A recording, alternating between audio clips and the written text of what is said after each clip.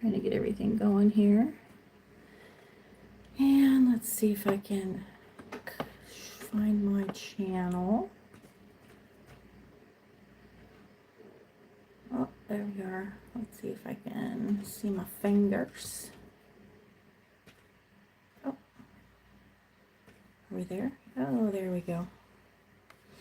Okay, so guys, here's the deal. I'm sitting at work and I'm putting on fake nails and just trying to get myself back on track in terms of making content, and have a few projects that I'm working on and launching and that type of thing. So it's very important to me to try and get comfortable again with making videos. I'm sure some of you already know how that goes. And so I figured, since I'm getting paid to sit here overnight, I will go ahead and play with my stuff and put on my fake nails. But okay. So anywho, all right, I'm gonna go ahead and start putting on fake nails, and I am probably going to read every now and then from one of my Substack articles. I am doing quite a bit on Substack these days. I mostly talk about either Mall World. By the way, for anybody that's asking, these are stinking really cheap Temu nails. And like probably dollar store variety of super glue. So I'll probably not be able to do something and rip them off. Probably tomorrow. Who knows? We'll see. So I'm going to go ahead and start putting it on. And while I'm holding it to dry, I will start probably reading to you from one of my most recent Substack article. It is called, excuse me, let me move my mouse. It is called The Stranger in the Daisies. Subtitle, I wish I had more to remember her by. So to put some context behind it, I do have a picture of myself standing behind some daisies. I need to pull it out and maybe take a picture of it and show it online and everything. So I'm going to go ahead and read it, The Stranger in the Daisies, and it'll kind of explain some of the things I'm doing on Substack. So I'll go ahead and get started. Hello, is it Addit Alpha? Nice to see you here today. Hope you're doing well. So I'm going to go ahead and start reading my Substack while I'm putting on my nails. I know it's boring, but again, I'm just trying to get into the habit of posting something every day. And since I'm sitting here at work doing nothing but putting on fake Temu nails, there's not much more to offer than to read my content to you. And if that's what it takes, that's what it takes. And I just smeared super glue all over my fake nail. See, I don't know. Let me see. How far behind is my... There, see, I got it all smeared. Smeared. Anyway, so I'm going to go ahead and read my Substack. It says, I sit here looking at a photograph of a little girl in a yellow outfit. The day appears incredibly bright, as one would expect on the east coast of Central Florida. By the way, you can go to my Substack. There is a link in the description of this video, and you can read this article. She is standing in front of a massive, vibrant row of daisies. I know it is me, but I'm looking at a stranger. This is the reality of living with SDAM, S-D-A-M, which, by the way, is severely deficient autobiographical memory, which is something that I do have.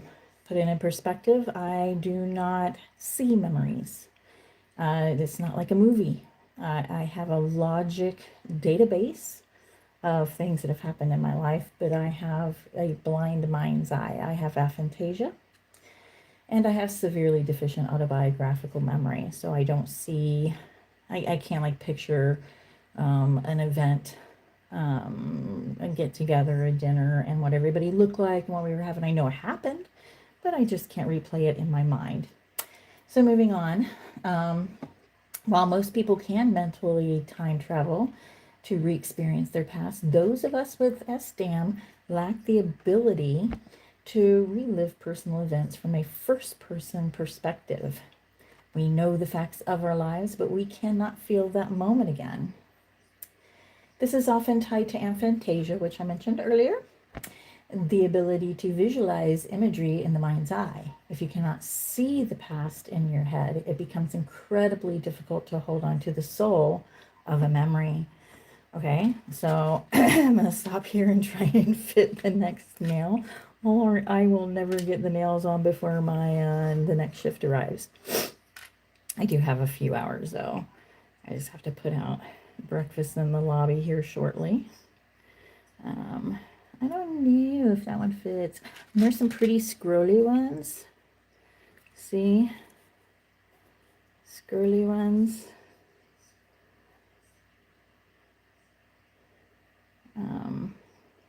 The video that I'm watching of me talking to the channel is lagging behind my words. So I do apologize if I get repetitive because I'm seeing something different than what you're seeing. I think I'm going to do this nail next. Okay. I'm going to get it started and then I'll read the next paragraph because the article that I'm reading does actually touch on one of the projects that I'm working on, which is the Thistledown Telegram. It is my project to send snail mail to young children. Snail mail or analog communications is becoming a thing that people want again. And since I have aphantasia and children with aphantasia need other sensory input, other sensory anchors, this does become something that is meaningful to me, so that they have something to touch, something to read. I also provide digital download of a song and some coloring pages. So we touch on other sensories to help anchor that memory, even though chances are it's not going to help them recover from potentially having SDAM like myself or severely deficient autobiographical memory if they have aphantasia as a child. But at least if the parents go as far as making a time capsule, they'll have something more than just the picture. And this is what the article goes into. So the next paragraph, I have almost no sensory connection to my own childhood. Beyond a few scattered photos, my early years are a closed book. I think I'm hearing myself. Bear with me just a moment. Let me turn that down on my computer. Okay, so beyond a few scattered photos, my early years are a closed book. I look at that yellow dress and I wish I had more than just that flat image, more than that picture of myself smelling the daisies. It's really cute. I have to imagine that I had a good time, but I don't remember. I know it happened. I know where I was at. Again, no movie, no personal look back that way. I wish I could touch a strip of the ribbon from my hair that day, or even hold a picture of the daisies that I may have colored that day. I wish I could hear the birds, which may have been filled with song that day. None of those do I have. Photos and videos are everywhere now. I mean, literally everywhere. I am showing you my fingernails. I'm putting on my fingernails because photos and videos are everywhere now. That I can actually videotape my fingers and putting on Temu. Oh, wait a minute. These aren't Timo. Let me correct myself. They're Sheen or Shine or however you say it. Just as bad or good, whatever. So correction on the nails, where they came from. But yeah, videos are everywhere. Photos are everywhere, except when you really need them for like UFOs and Sasquatch, apparently, then suddenly nobody has one. Breaks my heart, but it is true. But for a child who may fall on the aphantasia spectrum, digital pixels are not enough. They need anchors. That is why I created the Thistledown Telegram. It is a snail mail club designed to put something tangible, a physical keepsake, into the child's hand. It is my way of helping parents build sensory time capsules for their children. If a child grows up to realize they cannot visualize their past, these physical objects become the bridge to who they were. So I'm, again, pitching a time capsule. So for someone like myself who has no,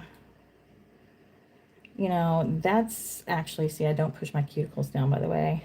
Sorry, I was just looking. That's not a gap. That's actually my cuticle. Again, I'll probably rip these off tomorrow because they're really cheap and I just wanted something to do. But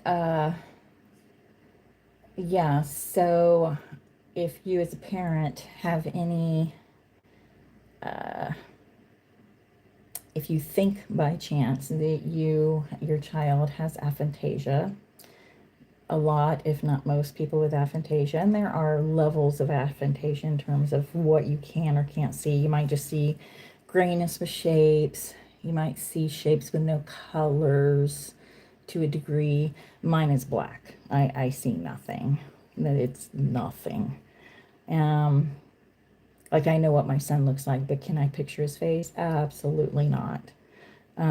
Just black if I close my eyes. Which, by the way, I go into another project I'm working on too that's a lot more complex in terms of imagery and that type of thing. But that being said, if you think your child might have aphantasia, which I'm touching on here in this article that I'm reading to you from my Substack article, I would highly suggest putting together like a time capsule kind of system. And I might even look into that, maybe even create like something that can be either labels or printed out or boxes that can be ordered to organize years or experiences. That's something that's just coming to mind now, but I would go that direction, especially for big events. I would put in other things in these time capsules for your child that might have aphantasia. I would put other things in there, like things with texture. If you record a song, bells, if you have a particular flower or something, press the flower, save it in some manner. And if there was a particular scent that was special and can be saved to some degree, like spraying perfume or cologne on a card or whatever, add that.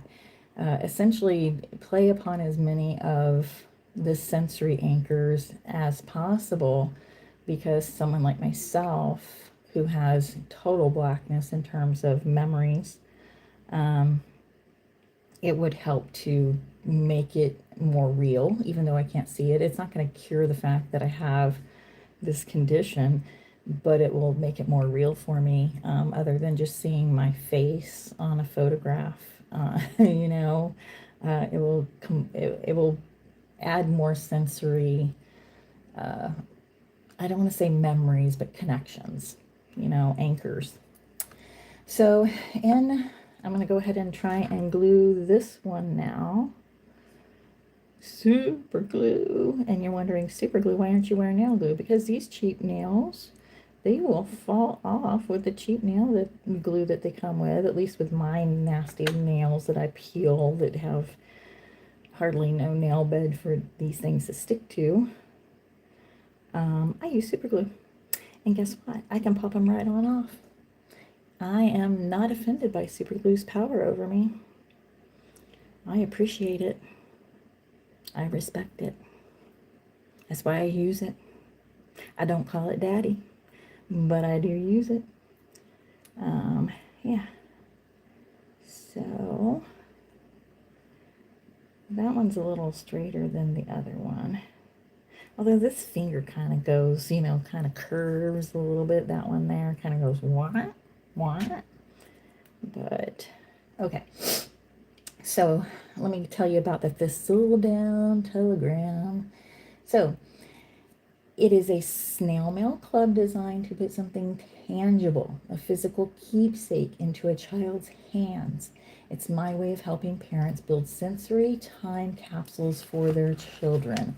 If a child grows up to realize they cannot visualize their past, like myself, these physical objects become the bridge to who they were. Every dispatch from my character, Rosie the Rabbit Flea. I wonder if I might be able to show you a picture of her here shortly. But anyway, Rosie the Rabbit Flea is my hybrid character. She's part flea, part rabbit, and her name is obviously Rosie. She is the main character for my communications with the Thistledown telegram. And yes, it sounds like I have a lisp, but that's okay. Many children do. So it's designed to hit multiple sensory notes. Tactile, which is the physical mail, and keepsakes to touch and hold, of which there'll be a variety depending on the mailing, of textures, of different types of papers, stickers, little keepsakes and that type of thing. Visual and interactive anchors. So I'm going to have downloadable coloring pages and a downloadable song for each mailing. And by the way, each mailing is going to be every 2 weeks. So for a monthly subscription fee of $12.99, they get 2 snail mail, pen pal kind of things from Rosie the Rabbit Flea, along with downloadable coloring books and a song that is related to the theme of the little story that they get. So it's a lot of value, and it touches on various anchors for the child. Let me see. I don't think I can play the song right now because I have this up on a different computer. But I'll go ahead and finish up the story here. It says, when you pair these items with a photo of your child, like the photo I talked about earlier, with me standing in front of the daisies, and that's all I have. But when you pair these items, if my mom would have had a dry daisy, if she would have kept a strip of that yellow ribbon from my hair, or maybe even something from the clothes that I was wearing that day, or any variety of other things that may have happened that day that I have no clue. Maybe that it might have created a multisensory record of that stage of my life, especially if I'm part of putting it into that time capsule. Maybe that data file in my brain, if more things were done that day, if it was a special day by chance, maybe that data file would be a little thicker, and not just something stimulated by a picture of something I completely don't remember. And by the way, I'm talking about a picture of when I was a child, despite the fact that I don't remember my high school years for the most part. I know I graduated. I know different events happened. I know I skipped and played hooky and missed a lot of the year and had to go to detention and almost didn't graduate. I know some of the friends that I had, I can see them in the yearbook and kind of have some data of, what they meant to me at some level. But that being said, no movies, no real recollection. I went to grad night at Disney World. I remember that. I remember Matthew sat on the bus beside me. I can't see it, other than maybe some pictures or some communications that we've had. There's some variety of memory, so to speak, but I can't see it in my head. I know Earth, Wind, and Fire was there. I know that, who's the group that sings Sister Christian? No, it's not Warrant, is it? I don't know. Anyway, the group that sings Sister Christian was there. Weird Al Yankovic was there. So I remember those things to a degree. Like I said, again, logistics, data, no picture in my head. So moving on to the next nail, I think. And let's see. Let me go back. So that was a Thistledown telegram. And that's the project I'm working on with the lovely, focused on the lovely children. The more complex thing that I'm working on, which is going to take me quite a while, unless somebody wants to just, become a funder, or partner with me on a more technical level, is what I call Vessel and Volume. And it is a grounding app or a grounding tool for people with aphantasia and SDAM, or severely deficient autobiographical memory. And so this grounding app, so if you're familiar with meditation apps on the internet, then you probably are very much aware that they almost always start out, close your eyes, take a deep breath, relax, and then picture yourself walking on the beach. Picture yourself smelling a daisy. Picture yourself. So almost every single, if not, well, I think there are a couple apps out there that are popular in the aphantasia community that do have a few tracks where it uses more of the processes that I'm focused on making an entire app out of. But most of the relaxation apps out there are based on imagery. Imagine yourself doing a particular thing. And for someone like myself, that can be very triggering. I'll tell you about a time when I was younger, and I worked for a ears, nose, and throat doctor. And he had a nurse that worked for him. She was the allergy nurse. Her name was Judy, I believe. And I had persistent migraines back then. I mean, really, really bad migraines. And she was very into, and because he was an ENT, he treated migraines and that type of thing. She was very into biofeedback. And because we worked together, not only was I a patient, I was also her coworker. So she would hook me up to the biofeedback machine and would start the whole process of close your eyes, take a deep breath, listen to my voice. Now, you find yourself on a beach. The sun is shining. And she's saying all this stuff, and I'm being, kind of corny when I'm doing it. But I couldn't. As soon as I closed my eyes, I don't remember how I felt then, but I know there was blackness, because there's blackness now. And immediately when I closed my eyes and somebody's telling me to imagine something, because I can't imagine something, I have aphantasia. I can't picture something. But again, nobody really has heard about it, knows about it, until probably about 2015. And at some point I'll go into the history of the diagnosis on a live. But she was getting really frustrated because my brain waves were telling her I was by no means relaxing. In fact, I was getting more and more stressed. And she was getting pissed off. I think she was taking it personally. I think she really thought that I was purposefully not trying to relax because I was her coworker and was trying to prove that she was incompetent or something. But that wasn't the case. I mean, when I close my eyes and I can't see something, then my mind starts thinking about logical things. Did I pay the bill? Do I need to stop and get food on the way home? Do I have to bathe the dog? Mow the yard? All the logistical things in life. And get this, see my little pinky? See my little pinky here? All of these are too big for the little pinky, and they'll be the first ones to pop up because there's hardly nothing to stick to. And I'm trying to shove this thing down in under my cuticle, which probably isn't healthy for my hands. Let me see if I can find something smaller. But anyway, yeah, that nurse at the the office I worked at, she got pretty ticked off. Yeah, I was like, "You're not even trying."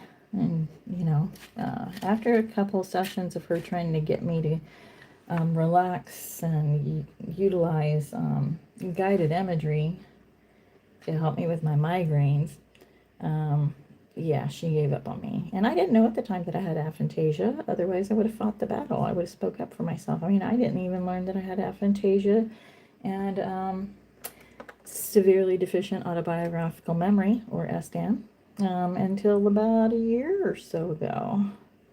I thought I was going crazy. I thought I had some kind of like dementia, early dementia, or early Alzheimer's or something. And I've been worried about it for many, many years, if not decades, because like other people can talk about the times that we went to Daytona and the guys that we met and the fun that we had, the karaoke's that we went to. And I know those things happen, but I can't be a part of the conversation at the level that other people are. That so I just yeah, I remember what they look like, sure. But unless you show me a picture, not really. I can't bring them up. Like I said, I know what my son looks like, but if I close my eyes, can I picture his face? Nope, not at all. Not at all. I don't even, without seeing a picture, I don't know what he looked like as a baby. If I close my eyes, I can't see him as a baby or anything like that. I know I have data. I have a filing cabinet with his name on it and all kinds of data that when I see his face tells me it's him. But anyway, so for adults, I am working on this grounding app that is different than a relaxation tool because it uses sound, anchoring without visuals. So it's a bridge, utilizing your body, your awareness of where you're at. So instead of imagining you're on a beach or picturing a red apple or something like that, you're actually focused on your arms. You could even do the grounding application, I don't want to call it relaxation, I call it grounding. When you want to get out of a certain frame of mind or thought process, you need to focus on what's, the here, the now.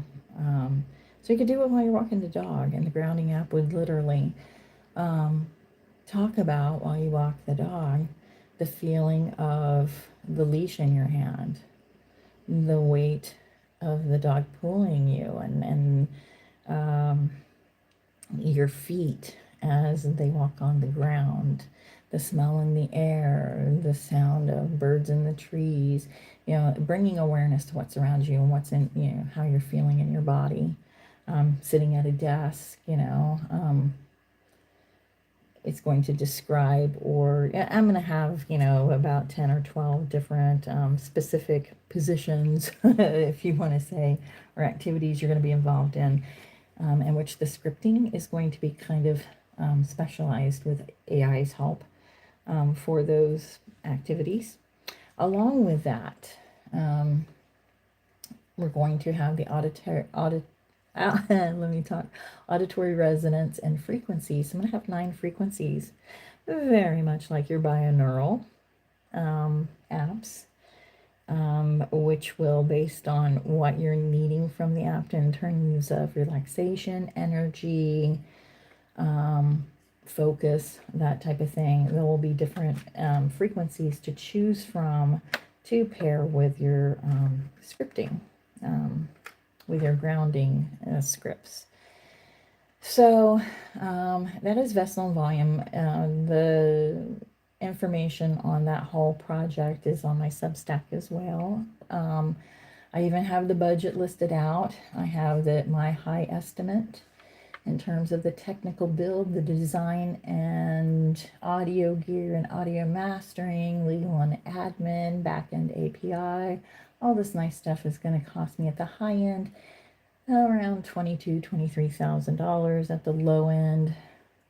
More me learning and teaching myself or utilizing other people's skill set without having to go to professional people to get this done.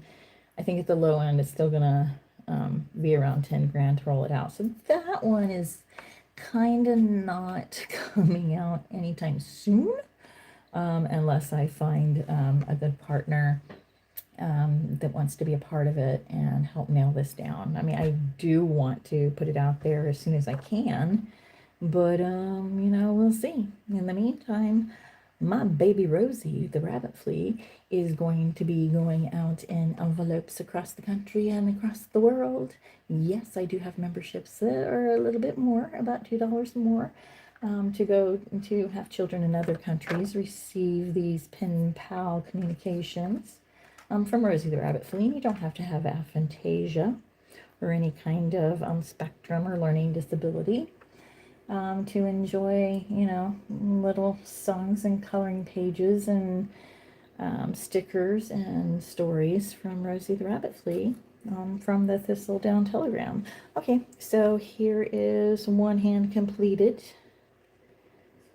and there is my nubby hand not completed. Nubby hand. Completed hand. Not too shabby, if I can say so myself.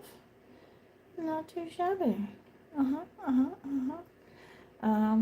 Yeah, I'm not real good. And the minute I try and zip something or probably go to the bathroom, I'll probably be ripping these off because I'm not used to having nails, as you can tell with my nubbies.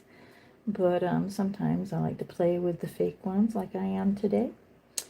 And since this is my first video, especially my first live in a long time, I'm not going to hang out here too much further. I know I've only had like one person visit me, and thank you very much for visiting me. I am going to make this a habit to get comfortable again with, I will be in front of the camera here soon, not just my hands, but my lovely face. And we'll go from there. I just will be testing out some mics and some cameras and stuff like that, and tripods, and moving some stuff around in my room. And yeah, we'll start talking and seeing one another, and hopefully everybody will learn more about aphantasia, and the world of which is very wide, because it doesn't just apply to sight in the mind's eye, but it also can take in other sensory or senses. By the way, I have total aphantasia. I cannot hear music in my mind. Which poor guys, you guys that have earworms, that have music and songs in your head that you can't get rid of. I see the songs. For example, the song that never ends, Lamb Chop and Sherry Lewis, or whatever her name was. Yeah, that's what you would call an earworm for me, but it is not, I cannot hear it. I can only, through data, through the words themselves, get a so-called earworm from it. Like the words on a ticker tape going through my head constantly. I cannot experience memory, smells, or scents. I can't like think, oh my gosh, I remember how that hot dog smelled, or what the popcorn smelled like in the movie theater. No, don't have any of that. Nor with tastes, nor with texture or feeling. I cannot right now, without having velvet in front of me, picture what velvet feels like on my fingertips or anything like that. So total absence of any of those senses. However, I do have an internal monologue, which I think is almost worse because it doesn't shut down. So when you say internal monologue, you might ask me, well, does that mean you're talking to yourself? Like I feel like I'm doing right now, which kind of I am. But no, the internal monologue, not dialogue, the internal monologue is, again, like I mentioned, when the nurse was trying to do biofeedback on me when I was younger, is just thoughts going through my head in terms of bills to pay, food to cook, things to buy, a task to complete. It's just a ticker tape of endless thoughts, endless thoughts, and it doesn't shut up. It is a ticker tape of words communicating to me. I don't hear myself talk. I don't hear any sound or voices. So yeah, I'll talk about those on future videos as well. I feel like that's kind of, I was very much into Scientology, or I should say ex-Scientology channels and content, but I think I found my passion. I still watch ex-Scientology stuff and creators and content, and might refer to some of that often because they were and continue to be inspiring to me in terms of their strength to overcome. I'm an ex-Jehovah Witness, so kind of experienced some similar stuff that way. But so I might touch on it occasionally, but I think my passion is now spreading the word about aphantasia and severe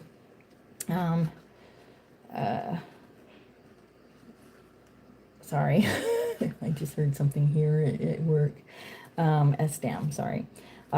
Severe deficient severely deficient autobiographical memory. So that's kind of my passion. That's kind of what, I want my projects to focus on. And if you want to hear about the woo-woo me that will come out kind of sometimes, I am a mall world visitor. I'll admit, I'm a mall world visitor.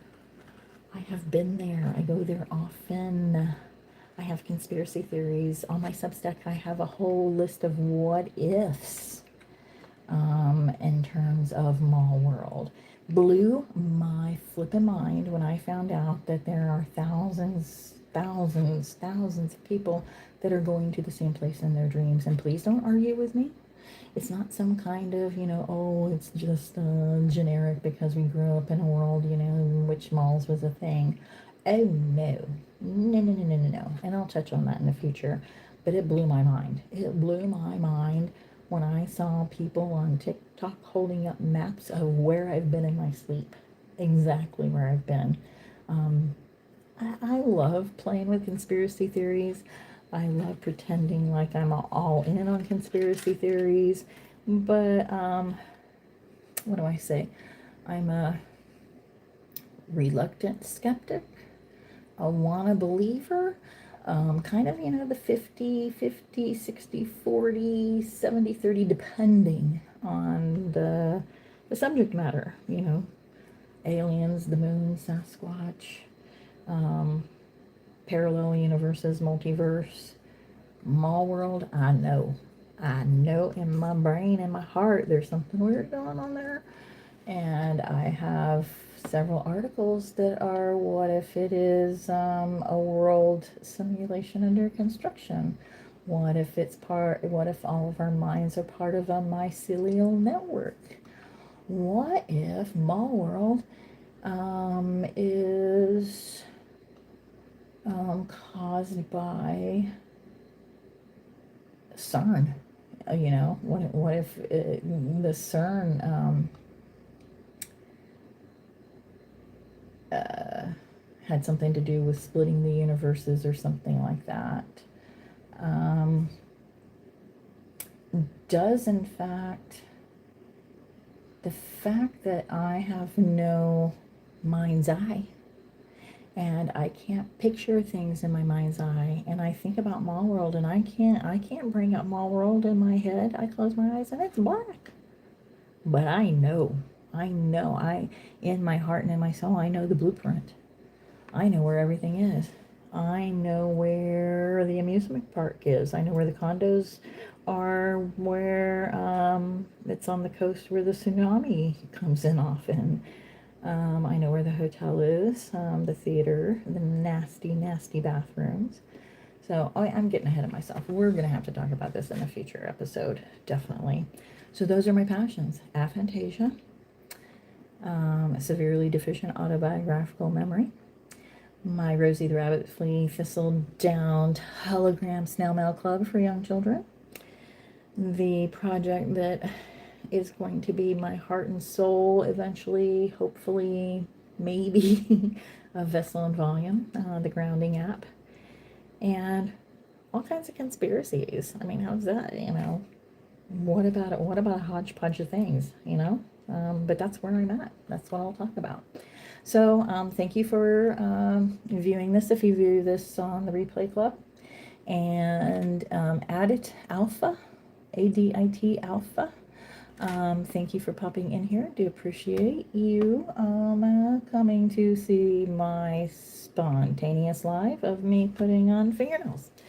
So I will go ahead and end the stream, and I'll finish the other hand. And you guys have a great night, and come see me again, and definitely go to my Substack and catch up on my articles. Bye bye.